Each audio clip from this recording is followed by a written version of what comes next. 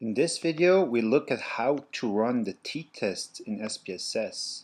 So we go to, once you have our data file open, we go to Analyze, Compare Means, and then we can do a one sample t-test, an independent sample t-test, or a paired sample t-test.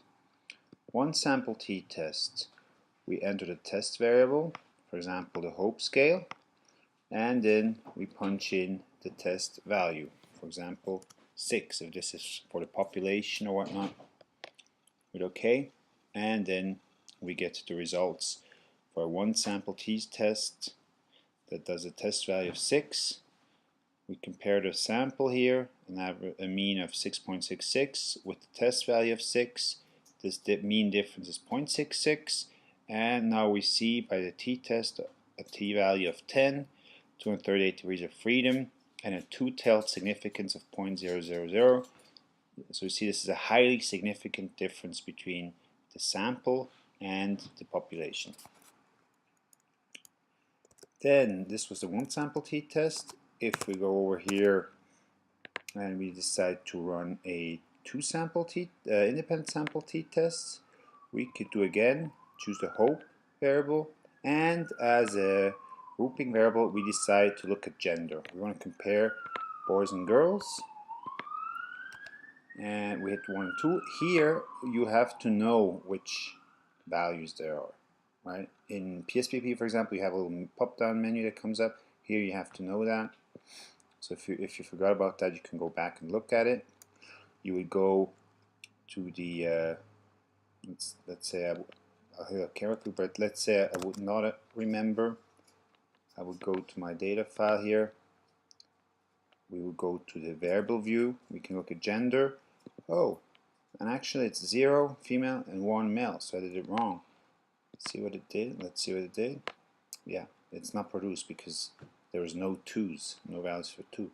So I go back into Analyze, Compare Means, Independent Samples t-test. I've got to change the gender. I define the groups to say 0 for female and 1 for male. Hit Continue. OK. And now we do get the test.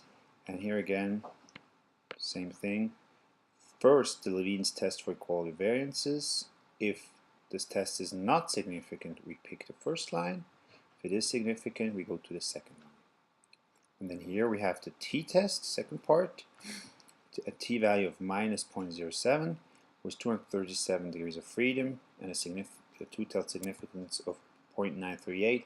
So we really want to stay with the null. It's highly likely that the null is the right answer. There's no difference between the groups. And then finally, let's do a paired samples t-test. Here again we have to pick the two pairs, for example optimism at 0.1, optimism at 0.2, and we're good to go already.